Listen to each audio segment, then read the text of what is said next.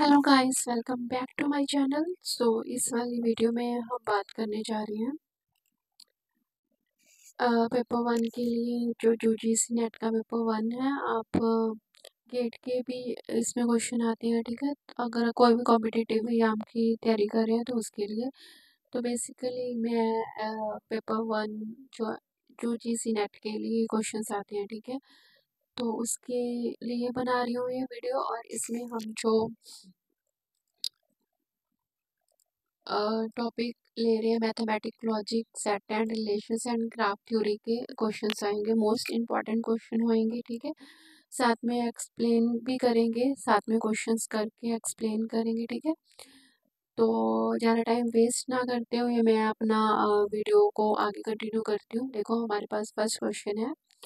First question set and relation है ना। Set है हमारे पास, कहते हैं क्वेश्चन को ध्यान से पढ़ना, क्या कह रहे हैं। कहते हैं which of one of following is not correct. ध्यान से, जो करेक्ट नहीं है। Respect of the set A and B, हमारे पास दो सेट हैं, आंसर्स दिए हुए हैं, ठीक है। देखना है कि कौन सी ऑप्शंस हैं जो सेटिस्फाई नहीं करता, ठीक है। आंसर सॉल्व करने से पहले आपको जो भी टर्म्स यूज हो रही हैं, like A subset of B, union, ठीक है। तो पहले आपको बेसिक सीखना होगा, ठीक है। तो बेसिक सीखने के लिए देखो, उन्होंने बोला कि A subset of B, that means, जिसको हम प्रोनाउंस कैसे करेंगे, set A is subset of the B, मतलब ये हमारे पास यूनियन है, ठीक है। हमेशा यूनियन को आपने जब भी मतलब इसकी डायग्राम बनानी है तो हमेशा यूनियन जो होता है इस ऐसे बॉक्स में होता है, ठीक है। यूनियन है, ठीक है। यूनियन में एक सबसेट है बी, ठीक है, और उसका सबसेट है small part, that is a, ठीक है। तो इसको ऐसे डिनोट करते हैं, ठीक है, मतलब बी का छोटा सा पार्ट है ए, ठीक है। पहले टर्म्स देख लो, उस ऑप्शंस की तरफ बाद में जाएंगे, ठीक है। ए यूनियन बी, मतलब this set all the consist of the element belongs to either set A and B or both, मतलब A और B के जितने भी सेट होंगे, मतलब A के जितने भी सेट होंगे, 1 2 3, सपोज क्या A के हैं, B के 4 5 6 हैं, सभी को जब एक साथ हम लिखते हैं, ठीक है, यूनियन में लिखते हैं, ठीक है। दोनों दोनों के सबसेट, दोनों के जो एलिमेंट्स होते हैं। ए माइनस बी का मतलब कोई भी एलिमेंट जो ए में तो प्रेजेंट होएगा बट बी में प्रेजेंट नहीं होएगा। देखो, कोई जो ए में है बट बी में नहीं है, कोई कॉमन नहीं, कोई कुछ नहीं, इसलिए हम उसको बोलते हैं ए माइनस बी, मतलब ए से हमने बी को माइनस कर दिया, ठीक है। ए इंटरसेक्ट बी, मतलब all the element that present in common, जो दोनों में कॉमन, बहुत दोनों में प्रेजेंट हो, लाइक ये वाला एरिया दोनों में है, ठीक है, तो उसको बोलते हैं, ठीक है। ये इसको बोलते हैं एम्प्टी सेट और नल सेट, मतलब अगर ये चीज आपको आ जाए उसको बोलते हैं नल सेट या एम्प्टी सेट, ये उसका सिंबल है, ठीक है। तो हमारे क्वेश्चन में यही सारी टर्म्स यूज हुई थी, ये सिंबल यूज हुआ, एम्प्टी सेल का सबसेट यूज हुआ, यूनियन यूज हुआ, इंटरसेक्शन यूज हुआ, है ना, ए माइनस बी यूज हुआ। क्लियर हो गया सारा कंसेप्ट ये आपको? Okay, very nice. देन हम करते हैं ऑप्शन की तरफ। देखो, हमारे पास जो फर्स्ट ऑप्शन दिया हुआ था ये वाला है, और यहाँ पे भी लिखा हुआ है, ठीक है। अब इसको हम ध्यान से देखते हैं, क्या कह रहे हैं कि फर्स्ट क्वेश्चन हमारे पास क्या था, ए सबसेट बी, ठीक है। इफ इफ दिया हुआ है, इफ कहते कि ए अगर सबसेट है बी का, मतलब ये वाली कंडीशन है इसमें, है ना। तो क्या कह रही है, बी यूनियन ए, मतलब बी यूनियन ए या ए यूनियन बी सेम ही आ जाएगा, इक्वल टू बी के बराबर है, ठीक है। अब ए सबसेट ए के एलिमेंट मान लिए हमने 1 2 3 और बी के सबसेट मान लिए 1 2 3 4 5, क्योंकि ए सबसेट है बी, मतलब बी में तो ज्यादा होंगे ए में कम होंगे, इसलिए सबसेट है। ठीक है, तो ये चीज तो क्लियर होगी। ये वाला कंसेप्ट तो हमने ये वाला मान इसके अकॉर्डिंग हमने ये वाली का स्टेटमेंट मान के चलिए। ठीक है, कि ए सबसेट है बी का। ठीक है, आगे बी यूनियन ए, मतलब जो बी के एलिमेंट होंगे और ए के एलिमेंट होंगे, है ना, तो मतलब दोनों में सेम होंगे, है ना, तो इक्वल टू होंगे वो बी के। ठीक है, हम इस अकॉर्डिंग मान के चलते हैं। ए के एलिमेंट मतलब ए यूनियन बी का मतलब क्या हो गया, दोनों के सेट को हमने कंबाइन कर लिया, है ना, दोनों के सेट को यहाँ पे हमने यूनियन में क्या था, कंबाइन कर लिया। 1 2 3 4 था, 1 2 3 4 5 था, मतलब कंबाइन करके क्या आ गया हमारे पास ये, और बी भी क्या है हमारे पास सेम, मतलब ये इक्वल टू बी। सही हो गया, मतलब फर्स्ट जो कंडीशन है, फर्स्ट जो ऑप्शन है वो सेटिस्फाई कर गया। ठीक है, अब सेकंड, इन डायग्राम्स को ध्यान में मैंने सेकंड स्लाइड में भी लेके चल रही हूँ ताकि आपको क्लियरली पता चल जाए।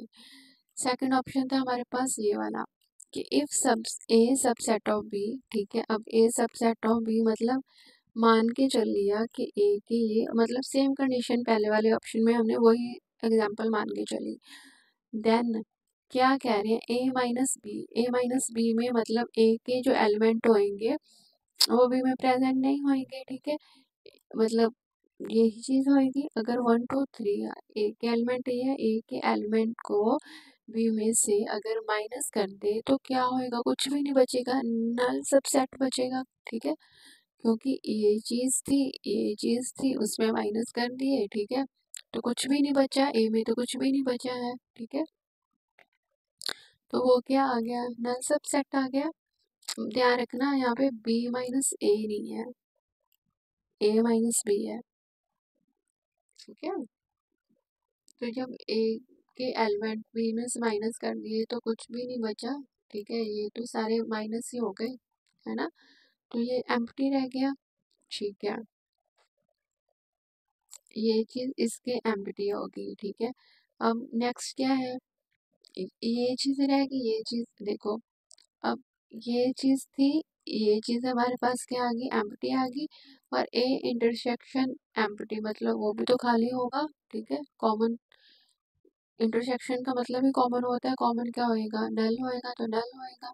ठीक है, तो ये कंडीशन भी सेटिस्फाई होगी।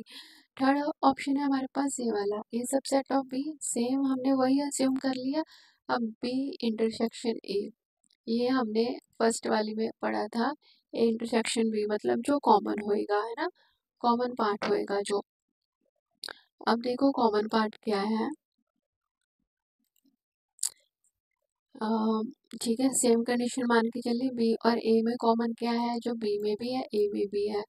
1 2 3 यहाँ पे है, 1 2 3 यहाँ पे है, दोनों में यही चीज कॉमन है। ठीक है, और किसके बराबर है, ए को हमने यही मान के चला था 1 2 3, तो ये कंडीशन भी क्या है हमारे पास, सेटिस्फाई है। ठीक है, नेक्स्ट है हमारे पास फोर्थ, क्या कह रहे हैं, ए इंटरसेक्शन बी।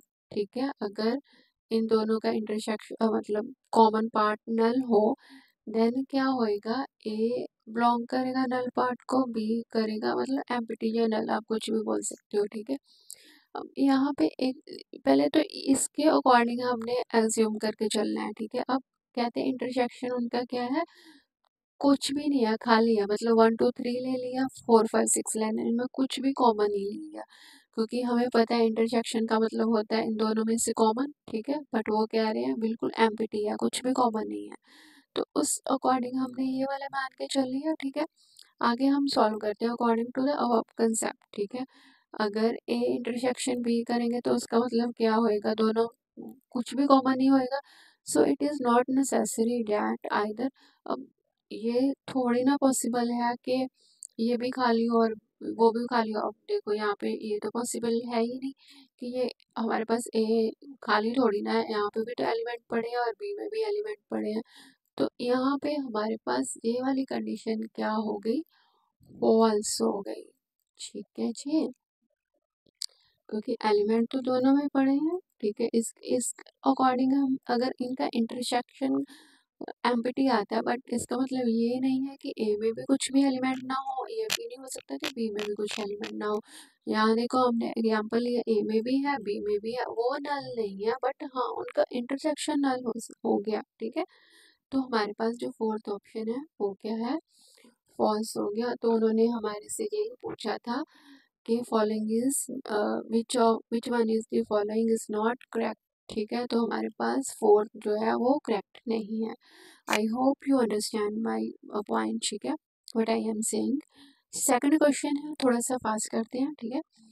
तो what is the logical equivalent to the following statement, I passed only if you pass, ठीक है। What is logical equivalent of the statement, ध्यान से पढ़ना, ठीक है। यहाँ पे हमारे पास नोट है, that fail is equivalent to not pass। fail equivalent है हमारे पास किसके, नॉट पास के, ठीक है। तो देखो ध्यान से, हमने सपोज करके चला, ठीक है। हमने सपोज करा कि P only if Q equivalent P applies Q, ठीक है। P इफ Q जो हमने कॉन्ट्रा पॉजिटिव में हमने पढ़ा था, उसमें क्या पढ़ा था, देखो पहले तो स्टेटमेंट के अकॉर्डिंग चलते हैं, ठीक है। स्टेटमेंट के अकॉर्डिंग कॉन्ट्रा पॉजिटिव को हम कैसे डिनोट करते हैं, P implies Q, not Q implies not P, ठीक है। P इम्प्लाइज Q को हम डिनोट करते हैं एज ए, ठीक है। अब क्वेश्चन मान के चलते हैं, ठीक है, क्योंकि उन्होंने हमें बोला है लॉजिकली इक्विवेलेंट हमने बताना है, ठीक है। If pass only, I pass only if you पास, है ना। तो P कंडीशन मान के चलते हैं, ठीक है, प्रपोजिशन मान के चलते हैं, आई पास, एंड क्यों मानते हैं यू पास, क्योंकि ये मान ली हमने P एंड इस वाली को मान लिया क्यों, इसको, ठीक है, हटा के, ठीक है, इतना क्लियर हो गया। अब if you not pass then I not pass, मतलब इफ यू नॉट पास दोनों अगर नेगेटिव हो गए, ठीक है, तो नेगेटिव बनाने के लिए हम क्या करते हैं, नॉट लगाते हैं, ठीक है। तो ये नॉट क्यू भी, क्योंकि यू पास हमने ये कर लिया है ना, तो पी इम्प्लाइज को हमने पहले इस वाली फॉर्मेट में कन्वर्ट कर लिया है, ठीक है, ये वाली है, ठीक है। अब उन्होंने हमें नोट बताया है, नोट में क्या दिया है, क्या दिया है कि fail is equivalent to not pass, मतलब नॉट पास की जगह आप क्या लिख सकते हो, फेल लिख सकते हो, ठीक है। तो हम इसको ऐसे लिख सकते हैं, if you fail then I not pass को हमने कन्वर्ट कर दिया फेल में, है ना। तो ये बराबर हो गया इसके, ठीक है, क्लियर है। तो देखो यहाँ पे कुछ है, यहाँ पे ऐसी कोई फॉर्म है जिसमें लिखा हो कि I, if you fail then I fail, ठीक है। अब आप बताओ, आपको समझ आ रही है जो मैं करवा रही हूँ, बिल्कुल सिंपल सा फंडा था इसमें, है ना। तो हम इस वाली स्टेटमेंट को, मतलब इस वाली स्टेटमेंट को, क्योंकि हमने नॉट पास, क्योंकि यहाँ पे पास है, तो नॉट पास में चेंज करने के लिए हमने क्या लगा दिया, कॉन्ट्रा पॉजिटिव को वाला फॉर्मूला लगा दिया। तो जो आंसर आएगा दिस वन, ठीक है। आगे इम्पोर्टेंट नोट में क्या है कि if P implies Q then इसका जो इनवर्स होता है, मतलब अगर इसका ऑपोजिट करते हैं तो हमेशा आपने ये चीज़ करना है, अगर कन्वर्स करना है तो वो क्या आ जाता है, Q इम्प्लाइज P, इसका ऑपोजिट आ जाता है। और इसका इनवर्स क्या होता है, इसका इनवर्स मतलब अगर P है वो कन्वर्ट हो जाती है नॉट P में, अगर Q है वो कन्वर्ट हो जाती है नॉट Q में, ठीक है, इसका ये है। और कॉन्ट्रा पॉजिटिव क्या है, हमेशा ये चीज़ याद रखनी है, Q implies not P, not P implies not P, ठीक है। तो ये चीज ध्यान रखनी है आपने, ठीक है। देन है थर्ड क्वेश्चन। थर्ड क्वेश्चन में क्या कह रहे हैं, सपोज द प्रेडिकेट, ठीक है, एक प्रेडिकेट है एफ, ठीक है, एक्स वाई है। It is use to repeat the statement that person X can fool person and Y at time. Which of the statement is below express best the meaning of the formula this one. इस वाली जो condition है उसको कौन सी जो statement है उसको अच्छे से एक्सप्रेस कर पा रही है, ठीक है। देखो ध्यान से,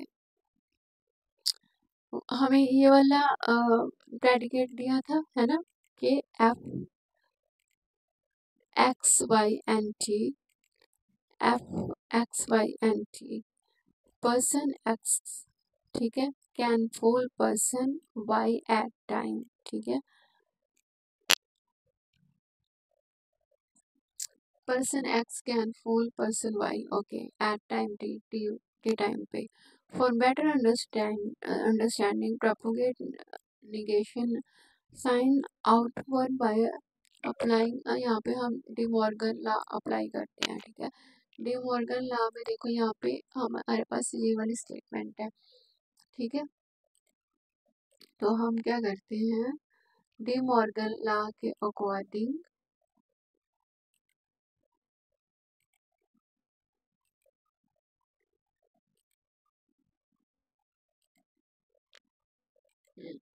ठीक है, तो डी मॉर्गन लॉ के अकॉर्डिंग हम क्या करते हैं, ठीक है, क्या कह रहे हैं, फॉर ऑल एक्स, ठीक है, एग्जिस्ट करती है वाई को।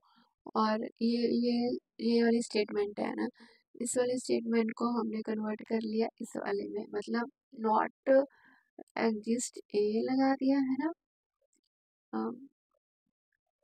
ए और टी और एफ एक्स वाई एंड जी, ये चीज को हमने डिमॉर्गन लॉ के अकॉर्डिंग लगा दिया। नाउ कन्वर्टिंग, हम इसको कन्वर्ट करते हैं, कैसे कन्वर्ट करते हैं, सिंपल,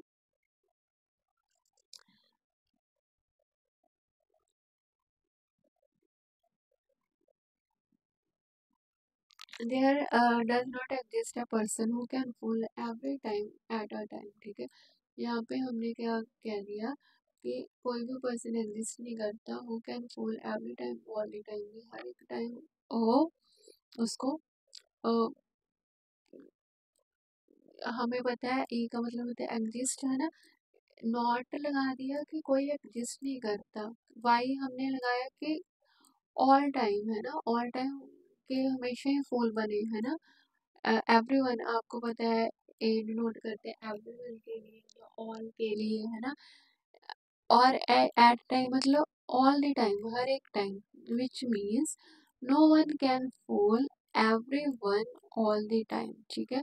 तो हमारा मतलब इस वाले को अगर इंग्लिश में कन्वर्ट करना है तो हम क्या कहेंगे, no one can fool every one all the time, ठीक है।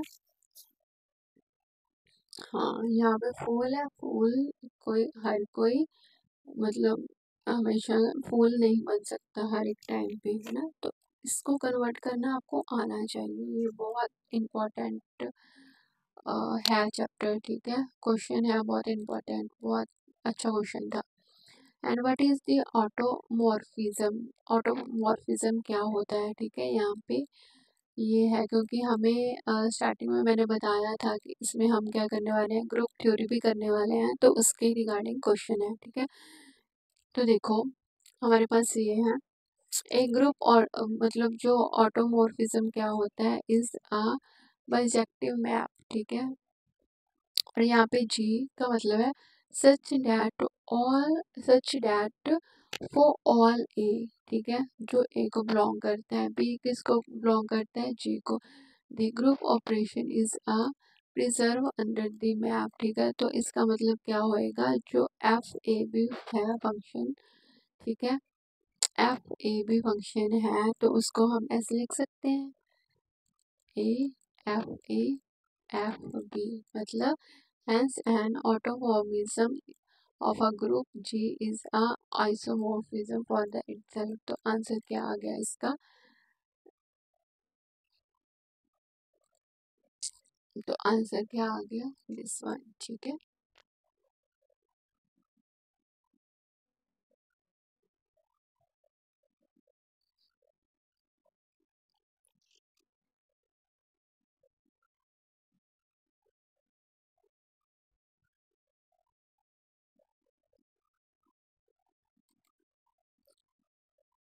नेक्स्ट है mapping f from a group G into on a group G is sent to the homomorphism, ठीक है। तो यहाँ पे ये वाली कंडीशन है 1 2 3 4 और none of these, ठीक है। Suppose the composition of G and G is the multiplicative, ठीक है। मैपिंग फ्रॉम जो हमें मैपिंग बोला गया वो कहाँ से बोला गया, F from group G into the group G, ठीक है। तो उसको बनाने के लिए हम क्या करेंगे, जी उसको ये कर देंगे, ठीक है। तो एज इट हम लिख सकते हैं, तो हम क्या कहेंगे, जो फिफ्थ का आंसर है ये क्या आ जाएगा, 1 है ना, दिस वन।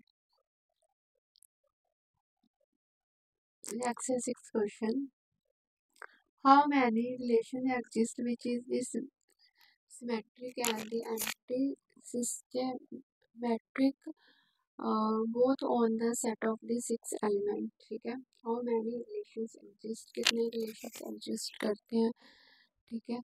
सिमेट्रिक में क्या होता है, देखो यहाँ ध्यान से आप, सिमेट्रिक रिलेशंस उसको बोलते हैं जिसमें ए बिलोंग करता है बी को, मतलब रिलेशन को बिलोंग करता है, तो उसका मतलब बी बिलोंग करेगा वो भी, है ना। मतलब अगर ए में 1 2 3 है, मतलब 1 2 है ना, कुछ भी है, तो 3 2 1 है ना, मतलब उसके ऑपोजिट भी होना चाहिए, मतलब ए बी है तो बी ए बी दोनों को बिलोंग करते होना चाहिए, है ना। तो ये चीज़ है, मतलब अगर 1 2 है तो 2 1 होना चाहिए, है ना। तो ये चीज़ है। एंटीसिमेट्रिक में क्या होता है, सेम क्या होता है, is said to be antisymmetric, जिसमें ए बी को बिलोंग करता है, बी ए को बिलोंग करता है, मतलब उसको इम्प्लाइज ए बराबर होना चाहिए बी को, as we know that the number, ठीक है, 2 की पावर n होता है, ये चीज़ याद रखनी है हमेशा। तो देखो यहाँ पे एक्सप्लेनेशन उसकी दी हुई है, क्या कह रही हैं, क्योंकि यहाँ पे हमें ऑप्शंस दिए हुए, 1 होती है कितने रिलेशन एग्जिस्ट करते हैं, है ना। सिमेट्रिक एंड एंटी सिमेट्रिक में अगर एक सेट है 6 एलिमेंट का, ठीक है, चाहे आप ऐसे मान के चलो 1 2 3 4 5 6, तो इसके कितने रिलेशंस होंगे, एग्जिस्ट करेंगे, ठीक है, सिमेट्रिक भी एंड एंटी सिमेट्रिक भी। तो हमें पता है आर बिलोंग करता है दोनों को, ए को भी बी को भी, है ना। तो ये रिलेशन है, if relation only consist of the pair, ठीक है, मतलब अगर ए और ए की फॉर्म में ही एग्जिस्ट करे, ठीक है, तो हम उसको मानते हैं कि 2 की पावर n होती है ना, 2 की पावर n मतलब 2 की पावर 6,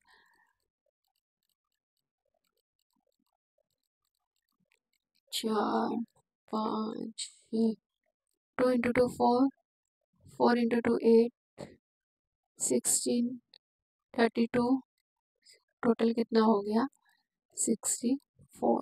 तो हमेशा हम मान के चलते हैं सिमेट्रिक एंड एंटी सिमेट्रिक में कि 2 की पावर n होएगी, n होता है नंबर ऑफ एलिमेंट जितने भी हमें दे दिए हुए हैं, हमें कितने दिए हुए हैं 6, तो 2 की पावर 6 किसके इक्वल आ गया 64 के, तो आंसर आ गया हमारे पास 64।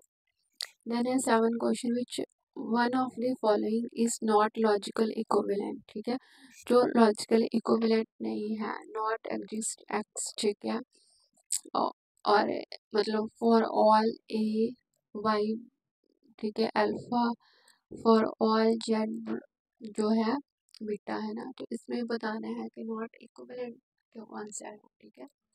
तो देखो ध्यान से, यहाँ पे फर्स्ट ऑप्शन है, ठीक है, फर्स्ट ऑप्शन में हमें दिया हुआ है दिस वन, ठीक है। तो इसमें क्या कह रही है कि फॉर ऑल एक्स एक्स, ठीक है, ये कंडीशन है, ठीक है, हम इसको ऐसे लिख सकते हैं, मतलब एग्जिस्ट नहीं करता बी अल्फा, ठीक है, क्योंकि एम्प्लाइज का साइन है, ठीक है, तो हमने ऐसे लिख लिया, ठीक है। तो देखो ये जो सिंबल है हमने क्या निकाल लिया, बाहर निकाल के कि नॉट ऑल, ठीक है, नॉट ऑल करके एम्प्लाइज वाला सिंबल था, आपको पता है कि अगर इसको हम ऐसे लिख सकते होते हैं, है ना। जब भी इम्प्लाइज का सिंबल होता है हम इसको ऐसे लिख सकते होते हैं।